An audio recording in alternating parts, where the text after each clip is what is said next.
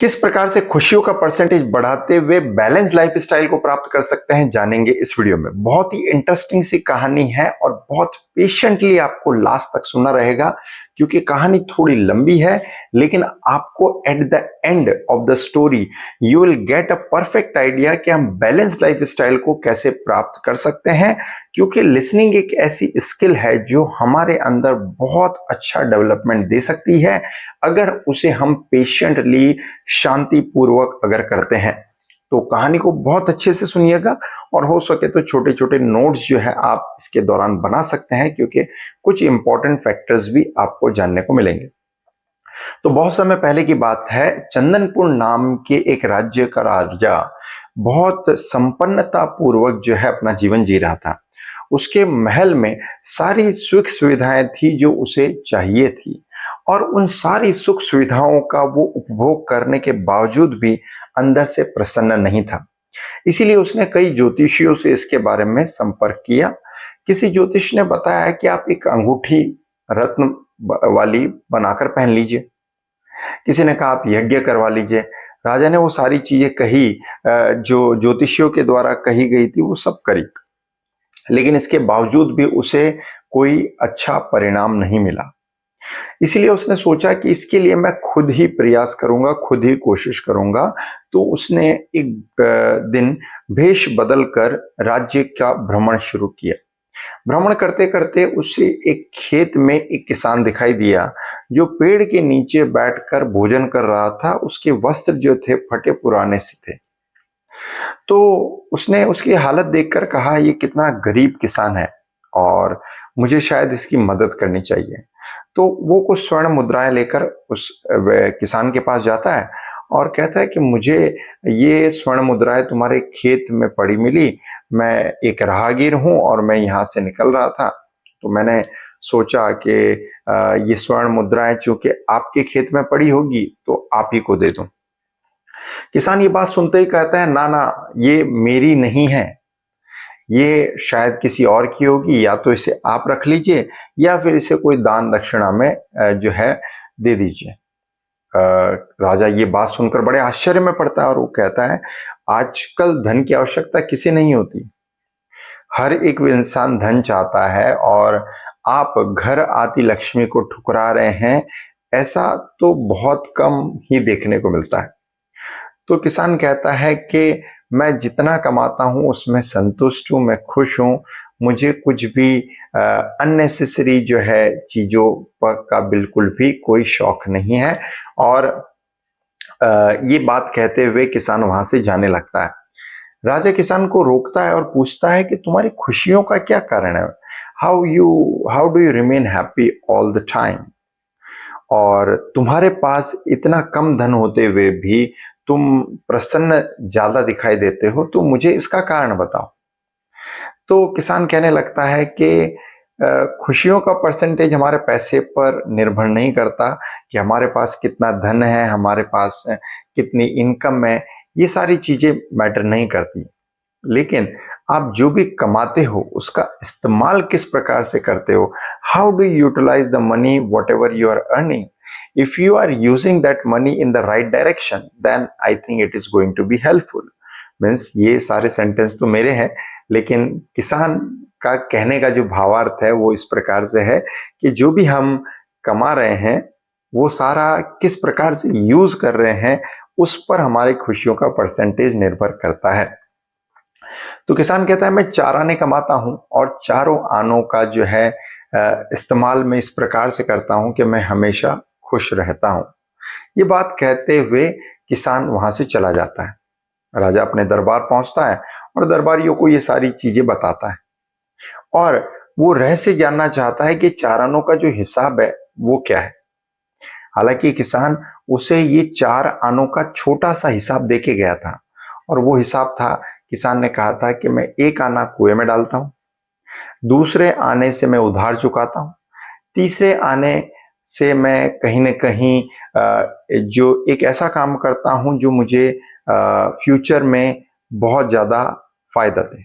जैसे पहले का उसने कहा कि मैं कुएं में डालता हूं, तो उसका एक रहस्य है। दूसरे का उसने कहा मैं उधार चुकाता हूं, तो उसका भी एक रहस्य है। तीसरा जो है उसने कहा मैं उधार देता हूं, उसका एक अलग रहस्य है। और चौथा उसने कहा मैं मिट्टी में गाड़ देता हूं, उसका एक अलग रहस्य है। ये चारों बातें जो है कि राजा को जब पता चली तो वो अपने दरबारियों से जानना चाह रहा है कि ये रहस्य क्या है चारों का। तो दरबारी अपने अपने अलग अलग तर्क देते हैं, लेकिन राजा यहाँ पर संतुष्ट नहीं होता है। इसलिए फैसला किया जाता है कि किसान को जो है बुलाया जाएगा दरबार में। किसान की खोज शुरू होती है, सभी जगह किसान को ढूंढा जाता है, लेकिन किसान बहुत समय बाद मिलता है और उसे दरबार में बुलाया जाता है। राजा अपनी बात बताता है, भेष बदल कर किस प्रकार से वो जो है राज्य में घूम रहा था, और साथ में जो है उसका सम्मान, अतिथि सम्मान भी करता है। दरबार में उसे बिठाया जाता है। फिर उससे पूछा जाता है कि आपने जो वो 4 चीजें बताई थी, 4 आने का जो हिसाब बताया था, और आपकी प्रसन्नता का जो है उन 4 आनों से क्या कनेक्शन है, वो हमें बताइए। तो यहाँ किसान बताना शुरू करता है, पहले राजा को धन्यवाद देता है और वो कहता है 4 आनों का जो छोटा हिसाब है वो तो मैंने आपको दिया था, कि पहला जो आना है वो मैं कुएं में डाल देता हूँ। से तात्पर्य है मैं जितना भी कमाता हूं उसका फर्स्ट 25%, 25% मैं अपने परिवार के भरण पोषण में करता हूं। परिवार की जरूरतें पूरी करने में वो 25% फर्स्ट आना जो है वो मैं इस्तेमाल करता हूं। दूसरे आने का मैंने कहा था कि मैं कर्ज चुकाता हूं। इसका मतलब वो जो आना है नेक्स्ट 25% है, उसका मैं क्या करता हूं, अपने माता पिता की सेवा में, चूंकि उन्होंने मुझे पाल पोस के बड़ा किया, तो मैं उनकी सेवा में और साथ में उनकी जरूरतों में लगाता हूं। तीसरा जो परसेंटेज है 25%, उसका मैं क्या करता हूं कि मैं उधार दे देता हूं। तो उधार देने से तात्पर्य यह है कि मैं वो सारा पैसा 25% जो है अपने बच्चों की शिक्षा दीक्षा में, लालन पोषण के अंदर इस्तेमाल करता हूं, तो ताकि वो बड़े होकर एक अच्छे नागरिक बन सके, बड़े होकर जो है वो इंडिपेंडेंट बन सके। इसलिए मैं उनकी शिक्षा और पढ़ाई लिखाई में खर्च करता हूं। और जो लास्ट 25% है, जो लास्ट आना है, उसका मैं क्या करता हूं, जमीन में गाड़ देता हूं, मिट्टी में गाड़ देता हूं। इसका मतलब मैं उसको सेव करता हूं। वो 25% इसलिए सेव करता हूं ताकि जरूरत पड़ने पर किसी के सामने मुझे हाथ नहीं फैलाना पड़े, और मैं उसे दान दक्षिणा में या सामाजिक कार्यों में मैं इस्तेमाल कर सकूं। जब राजा ये बातें सुनता है तो उसे बहुत प्रसन्नता होती है कि एक गरीब किसान भी अपने पैसों का मैनेजमेंट इस प्रकार से करता है, मनी मैनेजमेंट इस प्रकार से करता है ताकि वो कभी दुखी ना हो। अगर इस कहानी से एक बहुत अच्छी लर्निंग हम लें तो हमें पता चलेगा कि समय के अनुसार इंसान की इनकम काफी बढ़ी है। जो इंसान आज से 20, 30 या 40 साल पहले कमाता था और उसी को आज हम देखें तो उसकी इनकम काफी बड़ी है। जहां एवरेज इनकम मान लीजिए आज से 20 साल पहले किसी व्यक्ति की 5,000 रुपए थी, तो आज वही इनकम 25 से 30,000 रुपए एवरेज इनकम हो चुकी है। लेकिन इतनी इनकम होने के बावजूद भी इंसान का खुशियों का परसेंटेज नहीं बढ़ा है। और उसके पीछे आप रहस्य देखें तो आपको पता चलेगा कि ये जो स्पेंड करने की लोगों की स्टाइल है, लोग जिस प्रकार से पैसा खर्च करते हैं, जिस प्रकार से पैसा इस्तेमाल करते हैं, उसमें कई बार गड़बड़ी होती है, बैलेंस नहीं होता है। और बैलेंस नहीं होने के लिए ही कहीं ना कहीं उन्हें कई बार रिग्रेट होता है, और उनका जो हैप्पीनेस इंडेक्स है वो यहाँ से कम हो जाता है।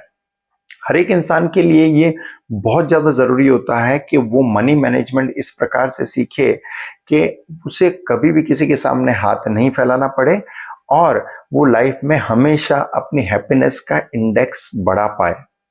और उसके लिए जो किसान ने इन 4 आनों का हिसाब बताया था, वो सिर्फ ना एक किसान के लिए जरूरी है, बल्कि दुनिया में हर एक इंसान के लिए जरूरी है कि वो जितना भी कमा रहा है, मान लीजिए वो महीने का 10,000 कमा रहा है या 1 लाख कमा रहा है या 10 लाख कमा रहा है या 1 करोड़ कमा रहा है, because everyone has a different income level.